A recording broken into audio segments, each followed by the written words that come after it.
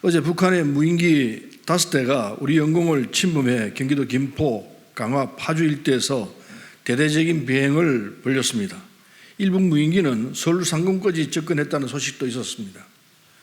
북한 무인기 침투 도발에도 우리 군은 무능한 모습만 보여줬고 정부의 설명과 대책은 책임 떠넘기기와 변명 일색입니다.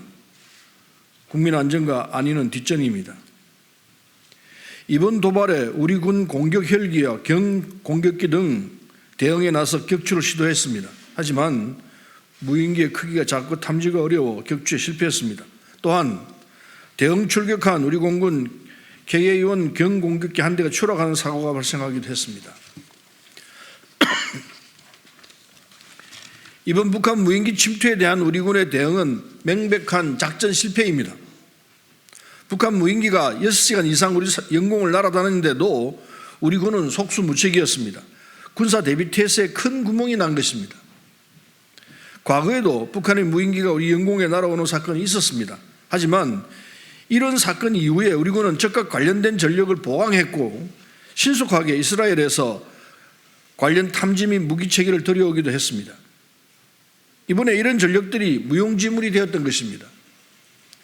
우리 군은 이에 대한 훈련이나 대비도 안 되어 있었던 것입니까?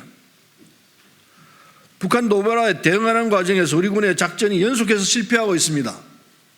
강릉 현무2 미사일 낙탄부터 시작해서 천국 및 공대지 미사일 발사 실패 등 명백한 작전 실패가 이어지고 있습니다. 우리 군의 대비태세 수준이 이 정도밖에 되지 않는지 묻지 않을 수 없습니다. 대응뿐 아니라 우리 국민에 대한 정부의 상황 설명도 문제점 투성입니다. 인천공항과 김포공항의 항공기 이륙이 중단되고 무인기에 대한 시민들의 제보들이 있었는데도 정부에서는 아무런 입장 발표나 설명이 없었습니다. 대응 과정에서 작전상 상황 공유가 제한된다면 적어도 그 지역 주민에게라도 상황 설명이나 최소한의 경보가 있었어야 합니다. 무인기에 폭탄이 있었다거나 자폭을 시도했다면 인근 지역의 인명피해나 재산 피해는 분명히 있었을 것입니다.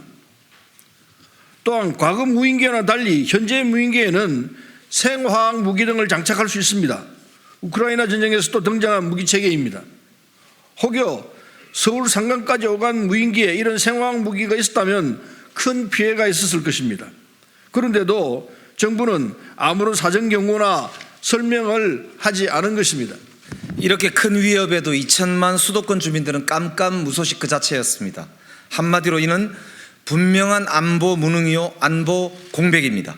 이렇듯 안보에 큰 구멍이 났는데도 대통령실은 NSC조차 열지 않았습니다. 대통령실은 작전 간 상황 조치 때문에 NSC를 열지 못했다고 변명을 늘어놓고 있습니다. 무인기 작전 종료 후 저녁 시간에라도 대통령실은 당연히 NSC를 개최하고 일어난 사태에 대해 대응 방향을 마련하고 국민께 설명했어야 합니다. 그만큼 윤석열 정부가 국민의 안전과 안위에는 무감각하고 관심이 없다는 것을 보여주는 것입니다. 이에 우리 정부에 즉각적으로 다음에 3가지 사항을 촉구합니다. 첫째, 북한 무인기 침투에 따른 군의 통합방위 체계와 경보체계 등이 정상적으로 작동했는지 확인하여 보고하시기 바랍니다.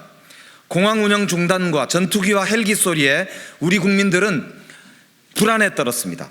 현재 정부는 강릉 현무 낙탄의 당시처럼 똑같이 우리 국민의 안전과 안녕에는 전혀 무관심한 것처럼 한 모습을 일관하고 있습니다. 둘째, 현재 소수 북한 무인기 출현에 대한 매뉴얼을 다수의 무인기 출현에 대한 대응 매뉴얼로 개선하시기 바랍니다.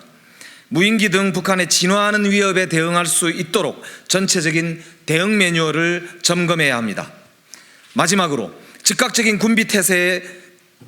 군사 대비 태세의 점검이 필요합니다. 또다시 이번 전투기 추락 같은 작전 실패가 발생한다면 북한의 비웃음만 살 것이 뻔합니다. 우리 군은 즉시 현장에 배치된 즉응 전력에 대한 전반적인 점검을 실시하고 작전 실패가 또다시 반복되지 않도록 조치하기 바랍니다.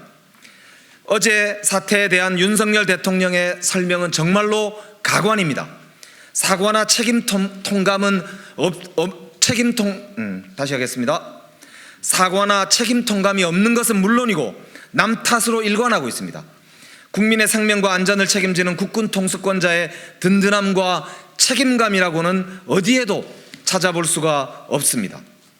지난 수년간 우리 군의 대비태세와 훈련이 대단히 부족했음을 보여줬다라면서 전임 정부에게 떠넘기기로 일관하고 있는 윤석열 대통령의 발언은 한심하기 짝이 없는 안보 무능 그 자체입니다.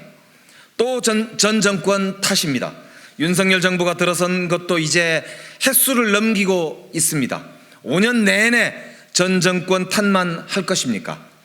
현재 우리 영공이 뚫린 사실마저 전 정권 탓이라고 말하는 것이 책임 있는 국군 통수권자의 자세인지 한마디로 실소가 나올 따름입니다. 훈련 부족과 관련하여 윤석열 정부는 한미연합훈련 등 지금까지 각종 훈련을 시행하고 이를 자랑하듯 얘기해 왔습니다. 그런데 윤 대통령이 훈련 부족을 주장하다니 현 정부는 무인기 대응 훈련을 전혀 시행하지 않았다는 말입니까? 군은 평시에도 전시를 대비해 훈련하는 조직입니다. 윤 대통령은 우리 군을 능멸하지 마십시오.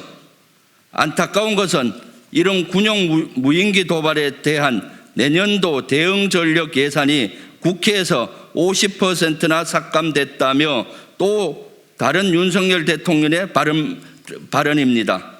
무인기 침투에도 또 국회 탓입니다. 남 탓 일변도입니다. 국회에서 예산이 삭감된 것은 사업 추진 과정에 따른 것이고 여야가 합의하여 윤석열 정부의 방사청도 동의한 것입니다. 사업 추진이 연기되면서 올해 예산이 내년으로 이월되었기에 자연스럽게 추진 과정상 내년도에 집행할 수 없는 예산을 삭감한 것입니다. 윤석열 정부의 방사청 역시 미집행된 올해 예산이 내년으로 이월되어 집행 예정이므로 사업 추진에 영향은 없다고 설명한 바 있습니다. 윤석열 대통령은 도대체 어느 정부의 대통령입니까? 오히려 국회는 북한 핵미사일 대응을 위해 애초에 윤석열 정부가 전혀 챙기지 않은 FX 사업, 철매2, 전술지대지 유도무기, 장거리 함대공 유도탄 등 삼축체계 신규 전력을 추가했습니다. 윤석열 대통령은 책임 면피와 남탓만 하려 하지 말고 본인이 국군 통수권자이고 행정부의 수장임을 명심하길 바랍니다. 윤석열 정부의 국정 철학은 전 정권 탓, 국회 탓입니까?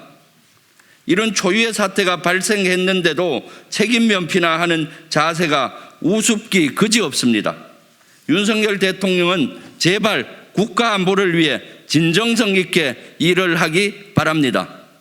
2022년 12월 27일 국회 더불어민주당 국방위원 일동 김병주, 김영배, 서른, 송갑석, 송옥주, 안규백, 윤후덕, 이재명, 정성호 의원 이상입니다.